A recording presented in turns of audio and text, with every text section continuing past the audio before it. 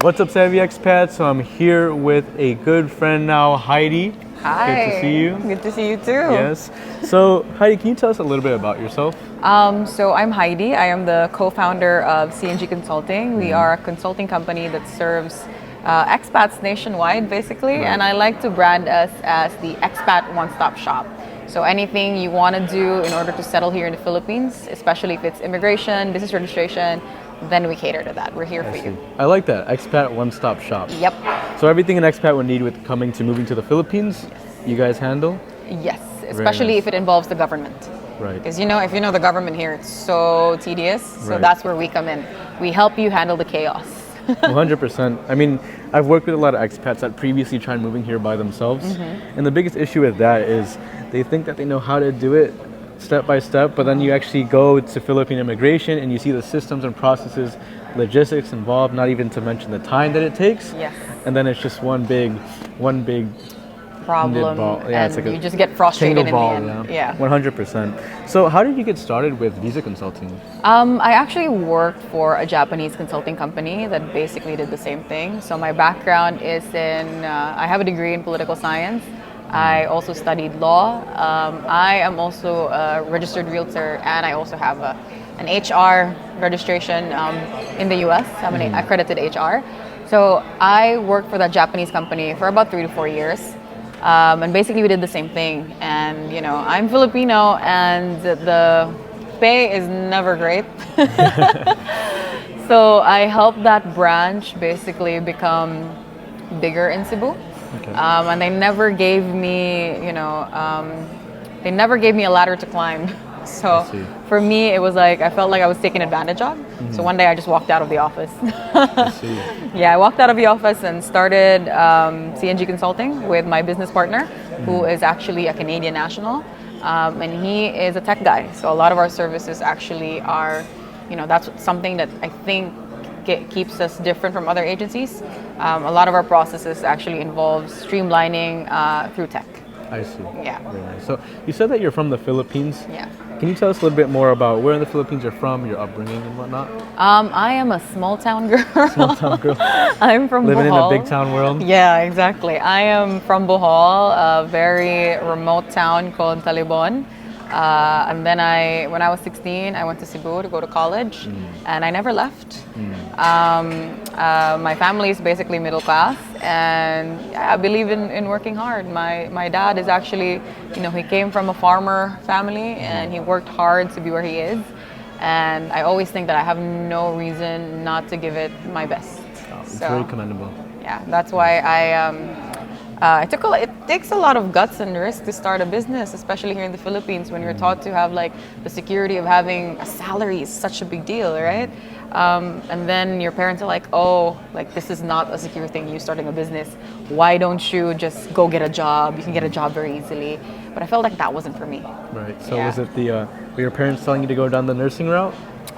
No, law. Law. Yeah, and you did. lawyer. So. I did, yeah, but I never got to finishing it. I'm almost like I need one more year to finish it. But I actually enjoy doing this more. Dealing with expats is actually a very personal thing for me. My parents used to own a bar in this town, and there was actually a small expat community. So growing up, I've always dealt with expats. My sister got married to a Norwegian, so my nieces are half Norwegian, half Filipino, and then for some reason most of my friends are expats. So it's a personal thing for me, helping expats get settled here in the Philippines. And I'm sure that a lot of the expats you work with can really tell by that, because even just talking to you, so I mean we're both Filipino. My background is being from Chicago, born and raised, but even just talking to you, it seems like you've been immersed in an expat environment your whole life, would you say? Yeah, exactly. Yes. Even as a kid, I had to learn English very quick. Well, mostly watching American cartoons. Yeah. But also being pushed to talk to expats because we had a lot of them in my parents' restaurant. Okay. Yeah. So you got to converse with them all the time. I was very interested because being a small town girl and you see these white white people that are so foreign to me, where are you from? What are you doing here? As a little girl from the small town. And I was like, I need to talk to these people Right. because like I've never seen anyone like this. Would you say like your eyes were kind of opened up having these kind of conversations? Because I mean, the whole very small town, you only see certain places. Your father was a farmer, right? When you have these kind of conversations with them, I'm sure like they come from all different kinds of backgrounds, right? Yeah, exactly. So this whole business is very much personal to me. Love it. So what services, can you dig a little bit deeper into what specific services that CNG handle? So we handle immigration services and business services. So in the immigration service, we actually help expats get settled here in the Philippines. So we can get you a permanent visa, whether you're retiring, getting married, or starting a business here in the Philippines.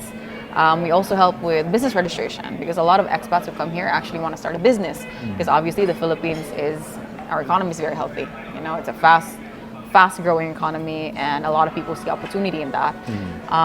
There is a lot of room for growth being a developing country, right? And because of that, they come here to invest. Like for example, BPO companies, which is such a huge industry in the Philippines, right? So those are the major things that we actually offer at CNG Consulting. Gotcha. And so these clients, I'm sure that they see a lot of potential with moving to the Philippines. There's a lot of investors coming out here, correct? Correct. Yes. So when you see like these investors coming out here, I mean, what does that look like in your perspective with the future of the Philippine economy? I know that you're not an economist, but no. I'm sure like if you see the potential that they see in the Philippines, I'm sure that kind of shows you what our country is doing. Yeah, you know what? Actually, a lot of these people who come here are actually here to develop a lot of our, for example, the people who are doing BPO companies. The reason why they come here is because labor is cheap, right? And because of that, you actually make a lot more money, right? So that's one of the reasons why a lot of the expats actually invest in the Philippines because with cheap labor, your margins are actually really high. And I think you know, the more that people come invest here, especially foreigners who bring in a lot more cash, right, the more the Philippines is gonna develop, right? And because we're still a developing country, there's a lot more room for development, especially in tech. Like for example, it's just 18 years since, I don't know if you know GCash, of course, Yeah, right? of course. So the payment processing system we're in, Filipinos didn't trust that. We are such a cash-based country. Very old school. Yeah, very old school country that you couldn't go anywhere without having cash. Like you had to withdraw money. But we're at a point now wherein we have GCash, wherein, you know, we're getting used to paying online. Yeah. So before that wasn't the case. So just even that simple thing that is, you know, I don't know, that's something normal in Western countries is not actually normal here. So you can see the opportunity that's available if you see it, right? Oh, totally. Totally, 100%. Because even me, I've been here in the Philippines going on 5 years now. And in the beginning, like I saw that a lot of the things here are still brick and mortar, but as the years went by, there was so much more progression that happened rapidly to the point where I'm seeing like some of my clients paying their bills in GCash. Yeah. Which is crazy. Like in the States, like imagine paying your rent in Venmo. Yeah. You know, but here Exactly. now we're becoming a little bit more mainstream, which is why there is probably an influx of expats coming out here to the Philippines because the Western conveniences that we have in the States is actually catching up now here in the Philippines. Yep. So Exactly. So moving on to the next topic, both of us deal with expats that are looking to handle and acquire retirement visas. What would you say are some of the main benefits one would get from acquiring a retirement visa in the Philippines? So in the Philippines, there's a Philippine Retirement Authority that actually grants retirement visas. One of the benefits is basically permanent residency here in the Philippines. So as a tourist here, you can only stay for a maximum of 36 months. Say for example, you're coming here, you're purchasing property, you're starting a business. It's very much a requirement for you to have permanent residency. Just so actually immigration actually goes and checks, you know, what you're doing here. So if you're doing business, if you're here for a long period of time, they may ask, hey, you only have a tourist visa, why don't you have a permanent visa? And then you're living here in the Philippines. It also gives you permanent multiple entry and exits. So here, if you come to the Philippines, you actually need to have a return ticket, right? Because you're only allowed to stay for a certain amount of time, and then you have to renew your visa. Right. So that's also one of the benefits. Another would be is just security. You know, you're living here in the Philippines, and if you don't have like a legal standing of your visa, it kind of gives you an insecurity, right? Especially for expats who, you know, get married here. Like, what are you gonna do if you know the immigration is just like, oh, you're on tourist visa, get out. Right. Right? 100%. Yeah. Yeah, and I think there's also something to be said with just the incentives of the Philippine tourist visa as opposed to the neighboring Southeast countries. I don't know so much about the Thai visas, but of course some of you guys planning or have debated between moving to the Philippines or Thailand, but what slashed, at least for some of my clients, what took Thailand out of the picture for them is just that it's not necessarily permanent because it expires, their retirement visa expires Yes. after, I believe, 20 years. Yeah. And it's more expensive as well, like 60K USD. Yeah, here it's a lot cheaper. I'm not so sure, but I can tell you about the retirement visa here in the Philippines, most especially if you're over 50. Like say for example, you are a veteran, you have military experience. So if you have military experience, the deposit is only 1,500 USD, and you can be a permanent resident here in the Philippines. Right. Now, don't worry if you don't have military experience. There's also available retirement visas for people who have a pension and then no pension. We call that, so the retirement visas are called SRRV, or Special Resident Retirees Visa. So there is a type of SRRV called SRRV Classic, wherein with pension, you only have to deposit 10,000 USD. Without pension, you only have to deposit 20,000 USD. But this deposit, you can convert into either an investment of a purchase of a condominium or a long-term lease of a house and lot, which is super convenient, right? Long-term lease of a house and lot. Yeah. Gotcha. Yeah, and that's what's beautiful about acquiring a retirement visa here is because your money doesn't just go towards nothing. Like, it's not just purely towards, okay, I get permanent stay and that's all. Yeah. But it's actually going towards an investment, which is a great incentive. And also the fact that if you're retiring in the Philippines, you most likely do have a pension. So it's at least 10K. And then that's why I think a lot of my clients are military retirees or military veterans, because only 1.5K to stay in the Philippines permanently. It's hard to beat that. Exactly. A lot of the other countries like Malaysia, Indonesia, Thailand, Cambodia, Vietnam, they don't even offer those kind of incentives.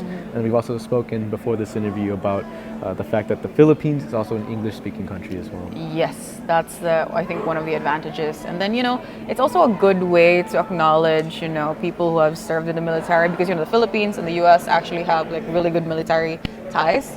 So I think that's why we're offering that, wherein you can be a permanent resident in the Philippines for 1,500 USD. Yeah. And so, savvy expats, I hope you enjoyed part one of our interview with Heidi of C&G Consulting. We dive really deep into retirement visas and the logistics that come along with that. You can also hear I've been doing quite a few interviews lately, which is why I've lost my voice. But other than that, in the meantime, that was part one. Stay tuned for part two, which will be coming up in a couple of days, where we dive even further into retirement visas, the costs associated, and life in the Philippines in general. Till then, I'll see you guys very soon. God bless.